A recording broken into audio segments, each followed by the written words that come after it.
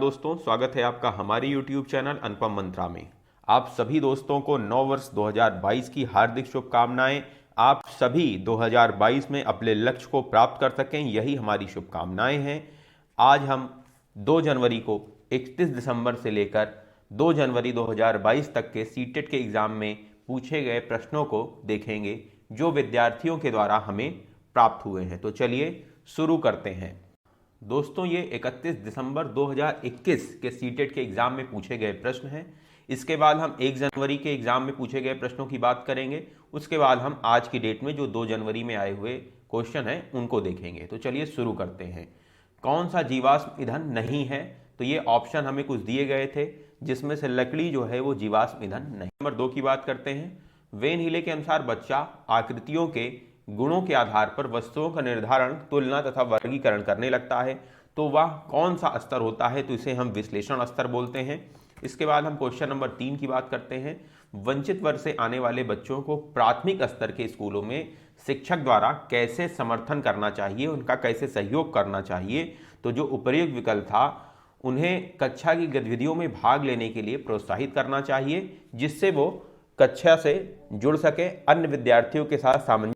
Question number 4, वह कौन सा पेड़ है जिसकी जड़ों में नाइट्रोजन फिक्सेशन नहीं होता? तो इसका एक संभावित उत्तर मैंने यहाँ पे लिखा है तुलसी, लेकिन इसका जो सटीक विकल्प होगा वो हमें प्राप्त नहीं हो पाया है। नेक्स्ट क्वेश्चन की बात कर लेते हैं। पर्यावरण को जानने और सीखने के लिए प्रभावशाली संसाधन क्या होगा? तो पर्यावरण को जानने के लिए जो प्रभावशाली संसाधन है वो अवलोकन और भ्रमण है, जिससे बच्चे पर्यावरण के बारे में अच्छे से सीख पाते हैं और उन्हें जान पाते हैं। क्वेश्चन नंबर 6 की बात करते हैं। एक प्रगतिशील कक्षा में एक शिक्षक होगा। तो इसका 2 ऑप्शन हमने यहाँ पे लिख दिया है, जो कि मल्टीपल आंसर दिए गए थे। उनमें से आपको ABCD ऐसे करके चुनना था। तो इसमें शिक्षार्थियों के पिछले ज्ञान और अनुभव को महत्व दें और आलोचनात्मक सोच को प्रोत्साहित करें। क्वेश्चन नंबर 7 की बात करते हैं। कौन सी जनजाति दीपावली को शोक के रूप में मनाती है? तो वो थारू जनजाति है जो दीपावली को शोक के रूप में मनाती है। क्वेश्चन नंबर 8 की बात करते हैं। पटसन का रेशा पटसन के किस भाग से प्राप्त होता है? तो ये तने से प्राप्त होता है। नेक्स्ट क्वेश्चन, यदि छात्र आपके शिक्षण में रुचि नहीं ले रहा तो आप क्या करेंगे?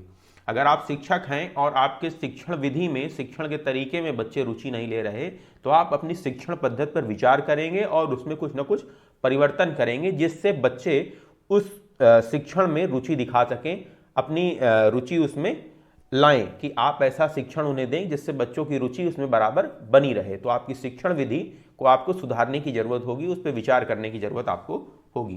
क्वेश्चन नंबर 10 की बात करते हैं। NEP नई शिक्षा नीति 2020 किस पर जोर देती है? तो ये समग्र शिक्षा पर जोर देती है। क्वेश्चन नंबर 11 की बात करते हैं। तो पैरासाइट, परजीवी प्लांट कौन सा होता है? तो ये अम्रबेल है। अम्रबेल एक तरह की लतर होती है जो पौधों पे चढ़ जाती है, इसे हम अमरबेल कहते हैं।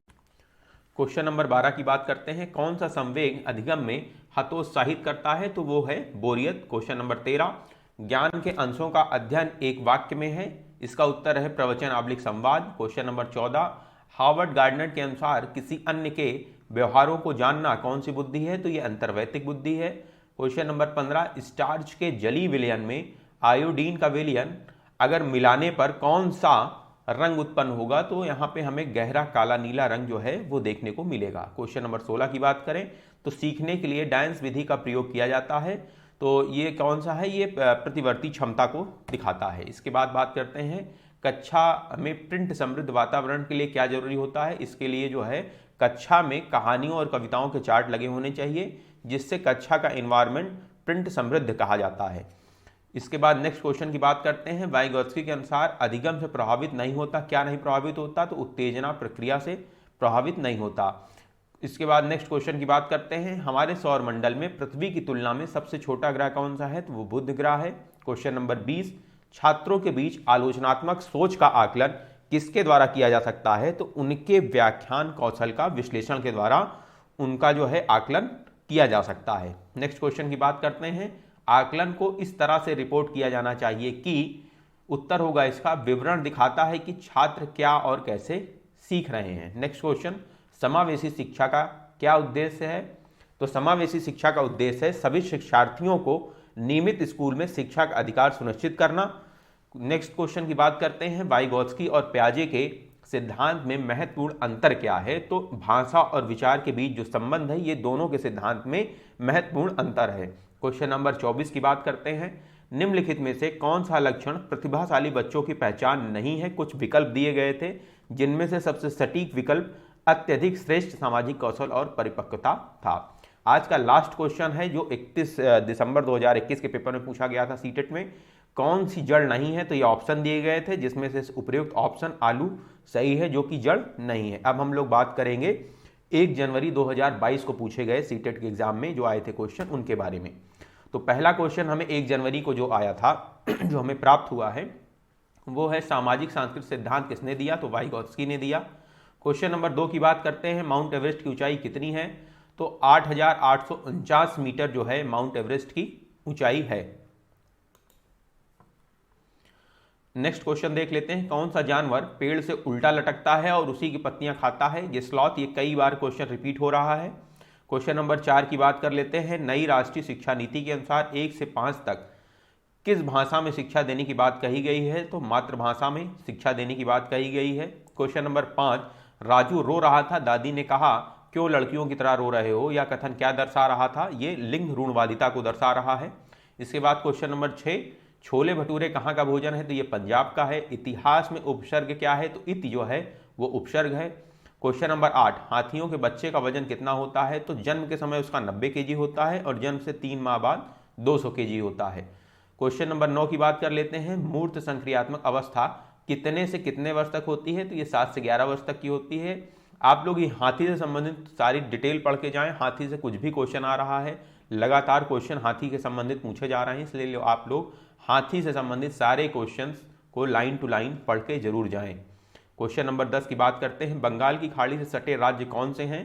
तो तमिलनाडु, पश्चिम बंगाल, उड़ीसा और आंध्र प्रदेश। ये भी क्वेश्चन अलग अलग जगह के राज्य पूछे जा रहे हैं और उससे सटे हुए जो राज्य हैं उनका नाम पूछा जा रहा है। क्वेश्चन नंबर 11 की बात करते हैं, खिजड़ी किस राज्य से संबंधित है? तो यह राजस्थान से संबंधित है। खिजड़ी एक विशाल छायादार वृक्ष होता है और यह राजस्थान का राजकीय वृक्ष भी है। इसके बाद अगले क्वेश्चन की बात करते हैं, कश्मीर में मछली कौन से तेल में खाई जाती है? तो सरसों के तेल में खाई जाती है। क्वेश्चन नंबर 13 की बात करते हैं, सामाजिकरण की प्राथमिक और द्वितीयक एजेंसी कौन सी है? तो परिवार जो है वो प्राथमिक एजेंसी है और विद्यालय जो है वो द्वितीयक एजेंसी है। क्वेश्चन नंबर 14, डिसलेक्सिया किससे संबंधित है? तो ये पठन विकार से संबंधित है। 15वां क्वेश्चन, किस राज्य में बहुत कम बारिश होती है और वहां पर मिट्टी के घर बनाए जाते हैं और दीवारों को गोबर से लीपा जाता है? वह राज्य कौन सा है? तो वो राजस्थान है। दोस्तों ये 1 जनवरी 2021 को जो हमें सीटेट के एग्जाम के क्वेश्चन प्राप्त हुए थे उसका आखिरी क्वेश्चन है। अब हम बात करेंगे आज 2 जनवरी 2022 को पूछे गए सीटेट के एग्जाम के क्वेश्चंस के बारे में। तो पहला क्वेश्चन हमें मिला था, प्रतिद्वंदनात्मक सामाजिकरण की अवस्था कहा जाता है किसे? तो बाल्यावस्था को कहा जाता है। दूसरा क्वेश्चन था, सर्वाधिक जटिल शिक्षण समस्या किस स्तर की है? तो प्राथमिक स्तर की है। तीसरा, छात्रों को बहुत अधिक या कठोर सजा देने से क्या होगा? कि छात्रों के मन में स्कूल के प्रति उग्र प्रतिक्रिया पैदा हो सकती है। नेक्स्ट क्वेश्चन है, कोई छात्र प्रश्न को हल कर लेता है, इसका सर्वोच्च पुरस्कार क्या होगा? तो उसे उस प्रश्न को हल करने की विधि का ज्ञान हो सकता है, जैसा कि ये विद्यार्थियों से हमें प्राप्त हुआ था। ये हमें सही नहीं लग रहा है ये क्वेश्चन। नेक्स्ट क्वेश्चन की बात करते हैं, विकास की शैशवावस्था में संवेगिक विकास का अध्ययन किया जाता है। तो इसमें निरीक्षण ऑप्शन जो था वो उपयुक्त था। क्वेश्चन नंबर 7, संवेगों पर नियंत्रण पाने के लिए बालकों को अभ्यास कराना चाहिए किस चीज का? तो आत्म नियंत्रण का उन्हें अभ्यास कराना चाहिए। नेक्स्ट क्वेश्चन की बात करते हैं, प्राथमिक कक्षाओं में किस प्रकार के शिक्षार्थियों को हस्तशिल्प की शिक्षा देना उपयुक्त होता है? तो जो ऑप्शन था उसमें सबसे उपयुक्त ऑप्शन पिछले शिक्षार्थियों को। क्वेश्चन नंबर 9 की बात करते हैं, तो निम्न में से कितने नैतिक वृद्धि की 3 अवस्था तथा 6 चरणों की अवस्था प्रस्तुत की है? निम्न में से किसने नैतिक वृद्धि की 3 अवस्थाएं और 6 चरणों की अवधारणा प्रस्तुत की है? तो वह है कोहलबर्ग, इन्होंने ये प्रस्तुत किया है। क्वेश्चन नंबर 10 की बात करते हैं, मूल्यांकन या केंद्र होना चाहिए, मूल्यांकन का केंद्र क्या होना चाहिए? तो अधिगम होना चाहिए।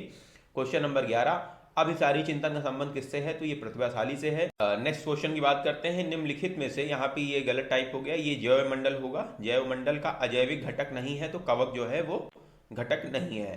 क्वेश्चन नंबर 13, उच्च प्राथमिक स्तर के बालक की विशेषता नहीं है, तो क्या? जो आज ऑप्शन आया था उसमें सबसे उपयुक्त ऑप्शन था डेटिंग करना। कुछ स्टेटमेंट दिए थे अलग अलग, जिनमें से ये वाला सही था।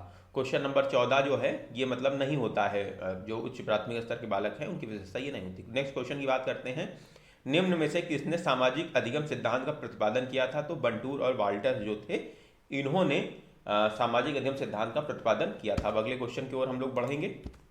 क्वेश्चन नंबर 15, निम्न में से कौन सा सिद्धांत बाल विकास में वातावरण संबंधित विकारों निम्नलिखित में से कौन सा सिद्धांत बाल विकास में वातावरण संबंधी कारकों को ही महत्व देता है? तो ये है सामाजिक अधिगम सिद्धांत। क्वेश्चन नंबर 16 की बात कर लेते हैं, कक्षा में छात्रों को अभिप्रेरित किया जा सकता है उनमें प्रतियोगिता की या प्रतियोगी की भावना जो है उनमें विकसित करके। ये लास्ट क्वेश्चन है जो आज की डेट में हमें प्राप्त हुआ है स्टूडेंट्स से। पियाजे के अनुसार कोई बच्चा किस अवस्था में अपने परिवेश की वस्तुओं को पहचानने एवं उनमें विभेद करने लगता है? तो पूर्व संक्रियात्मक अवस्था है, इसमें जब वो बच्चा आ जाता है तो वो जो वस्तुएं होती हैं उनमें वो अंतर कर पाता है। तो दोस्तों मैं उम्मीद करता हूं कि आपको ये जो क्वेश्चन की सीरीज अनुपम मंत्रा की तरफ से चलाई जा रही है सीटेट एग्जाम को लेकर आपको काफ़ी हेल्पफुल लग रही होगी।